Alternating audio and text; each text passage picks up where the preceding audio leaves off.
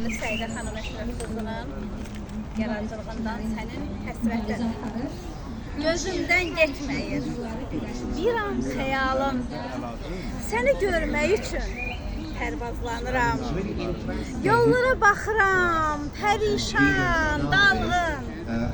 Sənin həsrətindən alovlanıram. Həyat can sıxıcı mənə görünür. Elə bir günüm dönüb bir ilə. Taliyə düşən bu neçə gündür. Ömrüm, günüm keçir, dərd sitem ilə.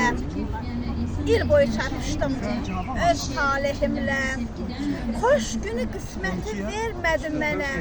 Yaşıqdı, Kitap verdin mənə. göz dikdim hər gələn ilə. Ya Rəbb, Vermeyeceğim ha bak sonra deme. sevgimi çox görmə mənə. Ölümə razıyam, tək ölüm mən.